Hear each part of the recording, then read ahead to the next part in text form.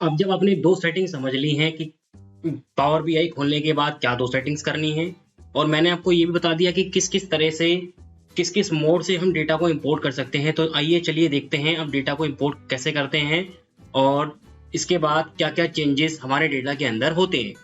तो अगर मैं आपको बताऊं तो ये इसका बेसिक कंसेप्ट है पावर बीआई का।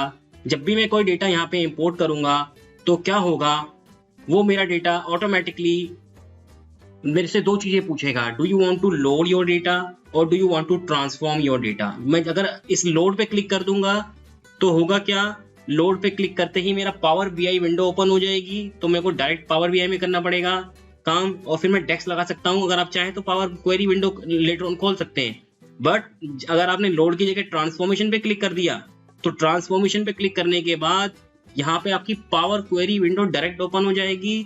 अगर आप फिर उसे चाहें तो पावर बीआई में दोबारा जा सकते हैं। तो ये आपका कंसेप्ट है। तो आइए समझाते हैं आपको पावर बीआई का। तो यहाँ पे चलिए अब इंपोर्ट करते हैं डेटा को। मैं यहाँ पे गेट डेटा पे जा रहा हूँ। यहाँ पे गेट डेटा में जाने के लिए अब हम देखेंगे यहाँ पे मैं टेक्स्ट और सीएसवी फाइल इंपोर्ट कर रहा हूँ। सबसे पहले मैं एक छोटी सी फाइल इंपोर्ट कर रहा हूँ जिसके अंदर सिर्फ डेट्स हैं, और आप देखेंगे तो ये वही दो चीजें पूछ रहा है, लोड और do you want to transform. अगर मैं लोड पे क्लिक कर दूंगा तो ये मेरे को पावर बीआई में ही रखेगा, और अगर मैं ट्रांसफॉर्म पे क्लिक करूंगा तो ये मेरे को बैकएंड में ले जाएगा power query. Let's click on this transform data. तो मेरे एक्सेल के डेटा के अंदर कुछ नहीं था, बेसिकली एक डेट्स कॉलम था। तो मैंने 1 जनवरी 2020 से लेकर यहाँ पे 30th, आप अगर लास्ट डेट देखेंगे तो 30th जून 2022 था। तो अब मुझे यहाँ पे करना क्या है, तो ये पावर क्वेरी की विंडो ओपन हो गई।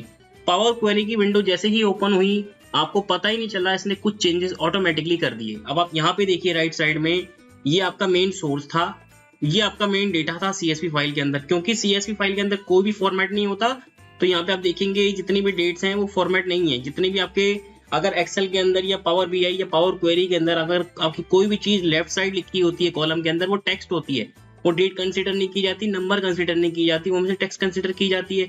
अगर हम बात करें अगले स्टेप्स की, तो उसने क्या किया, प्रमोटेड हेडर कर दिया।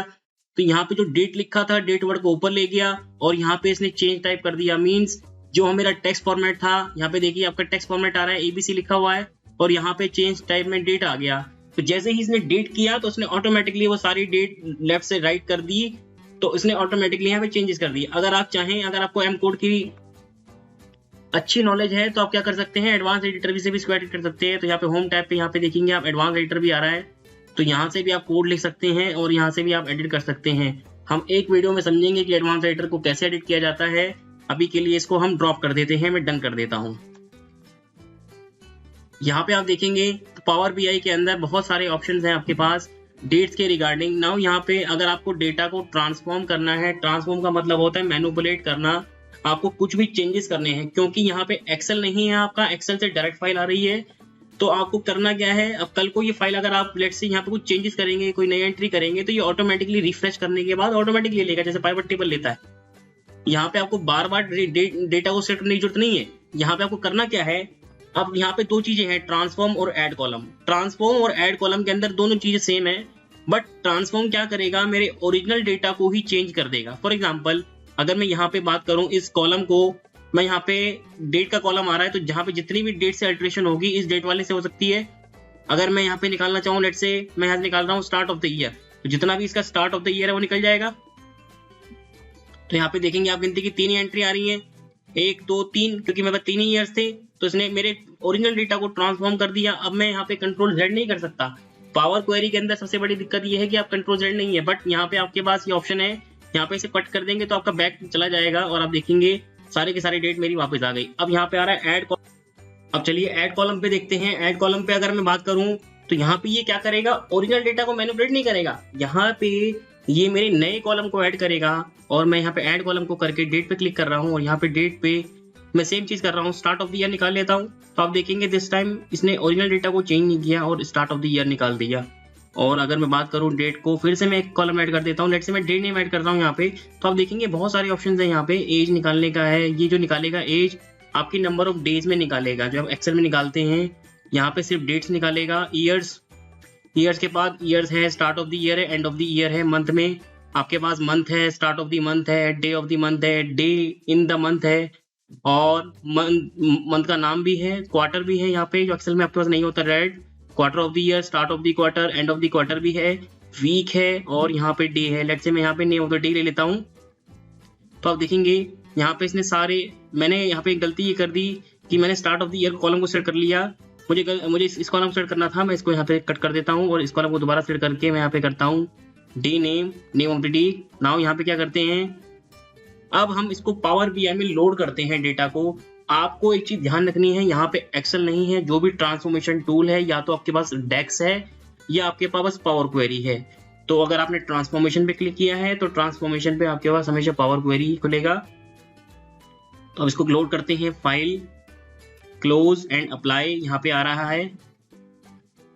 तो जैसे ही मैं इसको क्लोज एंड अप्लाई करूंगा, ये आपकी यहाँ पे आपको कुछ चेंजेस नहीं हुए। यहाँ पे एक्चुअली ये रिपोर्ट व्यू है, जो भी आपको डैशबोर्ड या विजुअलाइजेशन करनी है वो यहाँ पे होगी, और जो आपका डेटा आएगा वो सारा का सारा डेटा आपका यहाँ पे आएगा।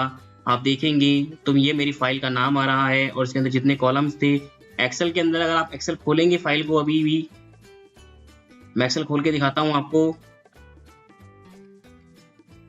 एक्सेल के अंदर आप देखिए, एक्सेल के अंदर अभी भी एक ही कॉलम है, जबकि पावर बीआई के अंदर 3 कॉलम है। अगर मैं यहाँ पे इसको 2 कर दूं, लेट्स से मैं यहाँ पे 2 जनवरी कर देता हूँ और मैं सेव करके क्लोज कर देता हूँ, और यहाँ पे हमें कुछ नहीं करना है, बस यहाँ पे करना है रिफ्रेश। तो आप देखेंगे ऑटोमेटिकली इसने मेरे डेटा को चेंज कर दिया और यहाँ पे वेडनेसडे की जगह थर्सडे हो गया। अब हमें क्या करते हैं, इस डेटा को वापस क्योंकि हमें इसको डेटा को अल्टरेशन नहीं करना था, तो हम इस डेटा को वापस अल्टर कर देते हैं।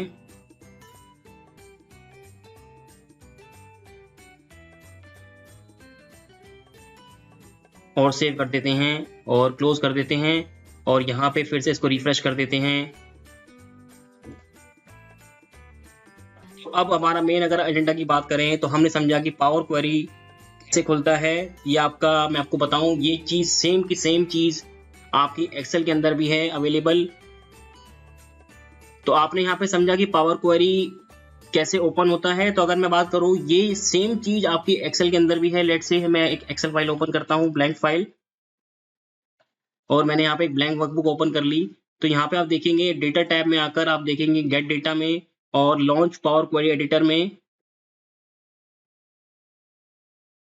Same as it is option. इसलिए मैंने आपको बोला था 70% जो है पावर बीआई और 70% power query plus power pivot आपका पावर बीआई बनता है। तो आप देखेंगे यहाँ पे एज इट इज ये पावर क्वेरी के सेम ऑप्शंस आ रहे हैं जो यहाँ पे आ रहे थे, और यही है आपका पावर बीआई का पावर क्वेरी और एक्सेल का पावर क्वेरी। अगर आप बात करें तो मैंने आपको इस वीडियो में ये समझाया कि डेट टूल्स क्या होते हैं। तो मिलते हैं अगली वीडियो में, तब तक के लिए आप चैनल को सब्सक्राइब कर लें।